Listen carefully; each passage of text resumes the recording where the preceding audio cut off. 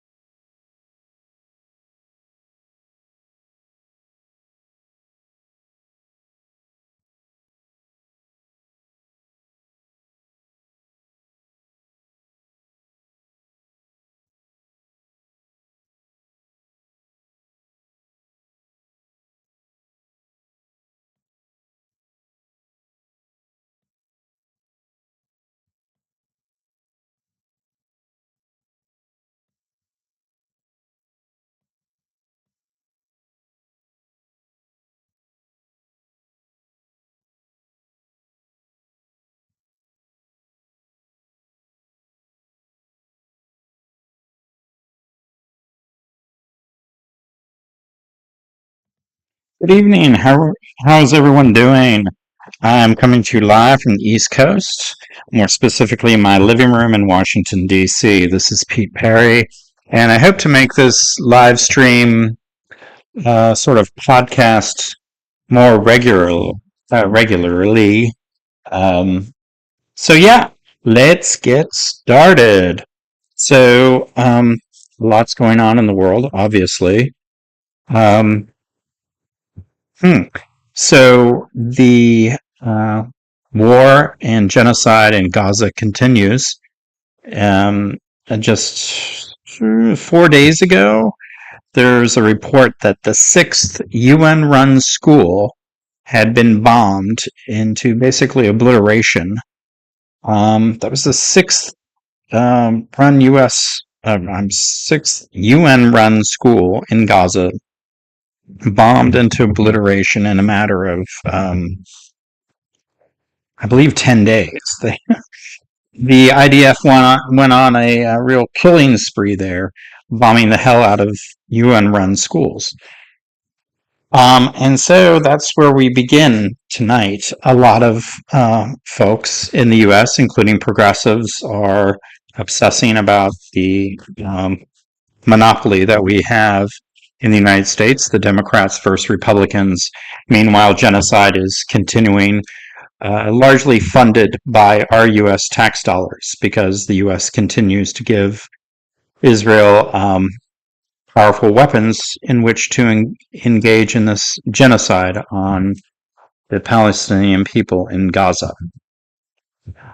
So there's a lot of folks in the U.S., including progressives, continue to quote this 40,000 number, 40,000 Palestinians killed since the October invasion following um, a Hamas terrorist attack inside Israel. So then the IDF invaded and decimated, which is 1 to 10, but now it's more like 1 to 100, killed the number of Palestinians to Israelis killed in that terrible Hamas attack on October 7th, 2023.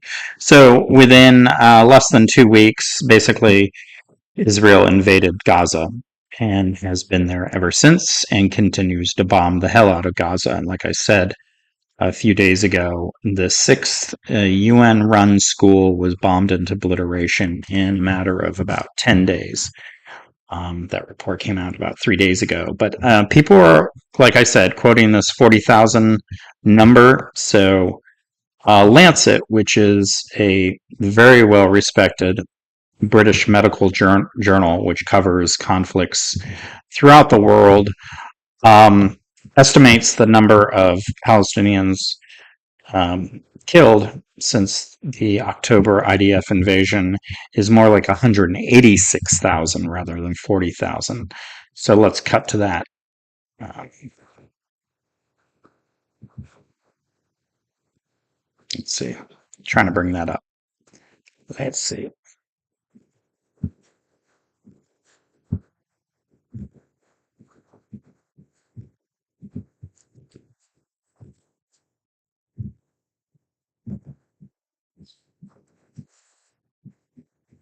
That's not coming up anymore.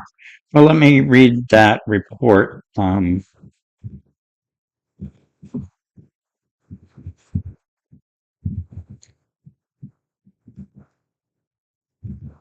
Here we are. Nope.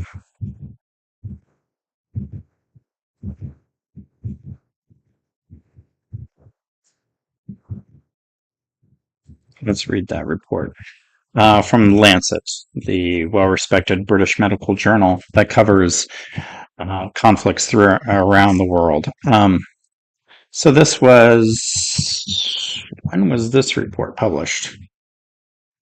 Oh, a whole month ago, July 12th, a little over a month ago. Um, Gaza death figures.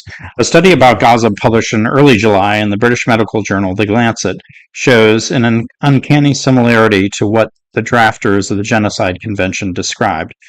The authors Rasha Khatib, Martin McKee, Salim Yusuf estimate around 186,000 deaths in Gaza attributable to the Israeli action since October 2023. Most of these were not caused by bombardment or execution. The Lancet authors derived a figure for total deaths by including a conservative estimate of 4 indirect deaths to 1 death caused by military action. They explained that armed conflict have indirect health implications beyond the direct harm from violence. Even if the conflict ends immediately, there will continue to be many direct and many indirect deaths in the coming months and years from causes such as reproductive, communicable, and non-communicable diseases. The total death toll is expected to be large given the intensity of this conflict. Destroyed healthcare infrastructure, so yeah, they bombed the hell out of hospitals. Severe shortages of food and water. Israel's not even allowing food and water in most cases to even enter Gaza. And lack of shelter and the population's inability to flee to safe places. And the loss of funding to UNRWA, one of the very few humanitarian organizations still active in the Gaza Strip. So yes, the U.S. cut off all funding to UNRWA because there are rumors that there was, 3 or 4 folks that were sympathetic to Hamas that were working in UNRWA out of a staff of about 12,000. So yeah, that was the only real humanitarian organization of any size that was operating within Gaza, and its funding has now been slashed entirely, largely by the U.S. government. And the authors of the Lancet report They talk about indirect deaths, applying a conservative estimate of 4 indirect deaths for 1 direct death to the 37,396 deaths reported in the direct deaths by bombing and so forth of the IDF. As can readily be seen, the methodology used in the Lancet study did not arrive at a precise figure for Gaza's deaths for at least 2 reasons. The first is the number of deaths reported by the Gaza Health Ministry, which by virtue of the difficulties on the ground may be undercounted. The other is the use of number 4 as the multiplier, which comes from a Geneva Declaration Secretariat determination 2008 about direct versus indirect deaths in armed conflict. So that's why they came up with a approximation of 186,000 deaths. So the vast majority, of course, are not Hamas leaders or fighters, but are civilians. And what has been widely reported is more than half of those deaths are people younger than 18. So they are minors, children, in other words, that are being slaughtered by the IDF due to that horrible Hamas terrorist attack on October 7th. But of course, the IDF response has been inhumane to say the least, and has now been considered genocide because they've killed maybe 100 times over the number of Israelis killed by Hamas on October 7th. And while this genocide continues, many people are focused on the general election in the U.S., the contest between the two corporate parties, the Republicans and the Democrats. So let me jump to that topic now. Let's see.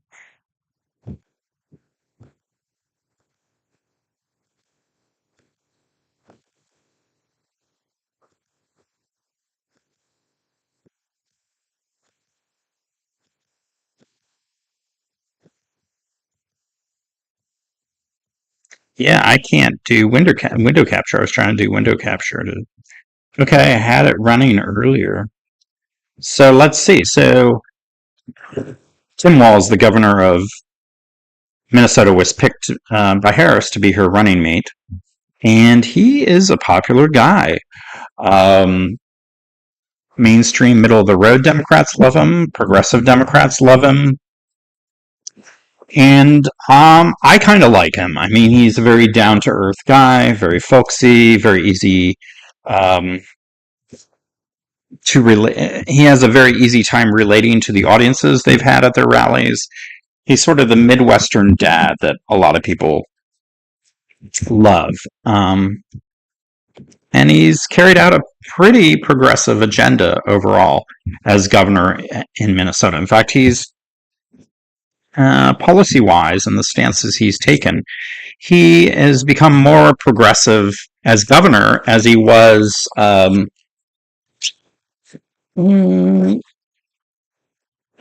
for, like, how many terms was he in the, maybe 4 terms in the House of Representatives? I want to say, no, longer than that, about 5 terms. So I think it was about 10 years he was in the House of Representatives, so maybe 5 terms.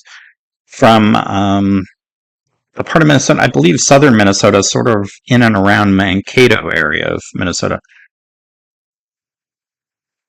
which is a purple district, and I think it went for, I'm almost positive it went for Trump in 2016. I'm not sure how it went in 2020. So yeah, he's from sort of a purple, even sort of red-leaning district in many ways. So he was more moderate when he was representing that district than when he's than his 2 terms as governor now. He's in his 2nd term as governor of Minnesota. And so he's super popular, and I actually think he's helping Kamala Harris's candidacy. It's often that vice president really doesn't have any impact, but I think he is having an impact. And conversely, I think J.D. Vance, who Trump picked to be his running mate, is having a negative impact on Trump's campaign, which is also rather unusual. It's common that The VP pick doesn't have an impact one way or the other. So, yeah, that's very interesting. So yeah, right now, let me see. Let me run through the numbers. As of this evening, I saw that the polls show out of the six, they often talk about the six battleground states, that out of four out of the six, Harris now has a lead at or a little bit above the margin of error. Our margins of error on most of these polls are between 3.5% to 4.5%, plus or minus. So she's either on the edge, upper edge of that margin of error, or she is solidly in the lead. Not by a lot, but she is in the lead in four of the six battleground states. So, and then I saw something, it was even tightening up even more, I think, later this evening when I just checked. So in Georgia, um, so I'm using 538. Some people have an issue with 538. I think they're okay. They're basically an aggregate site, so they are averaging from several different polls that come out every, week, every 4 or 5 days, or every week. These fairly well respected polls come out, and so 538 takes an aggregate of them, averages them out. Well, it's an aggregate site, and it averages all these polls. And right now in Georgia,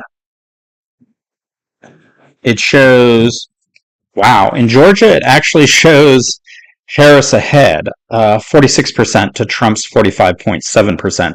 And that's with Kennedy in the race. Kennedy getting in Georgia right now 3.5%. So, she's ahead by 0.3%. That is definitely within the margin of error. So, you know, but it's better than I thought it was, in Georgia. North Carolina has been kind of a surprise. Trump won that, I think, by 1%, maybe slightly less than 1%. He beat Biden there in 2020. And now it's, of this evening, the average from the polls in North Carolina show that Trump is ahead 45.4% to Harris's 44.9%, with Kennedy in it at 4.1% in North Carolina. So, yeah, that is super close. Obviously, again, within the margin of error. And North Carolina is not even one of the six battleground states that I was talking about. The six battleground states are Pennsylvania, Michigan, Wisconsin, Nevada, Arizona, Georgia. So North Carolina is sort of now becoming a battleground state because this is so extremely close. People might be talking about the seven battleground states now. Um, Next is Nevada. So Nevada is interesting. It's absolutely tied as of this evening. The average of all the polls coming out of Nevada shows Harris at 44.4% and Trump at 44.4%. So exactly tied. Total even deadlock in Nevada. With Kennedy in it at 5% in Nevada. So let me see. I'm just going to look up. And then she's further ahead in Pennsylvania, Wisconsin, Michigan. I think she's actually well ahead in Michigan now, which is really, the story has changed dramatically since Biden dropped out.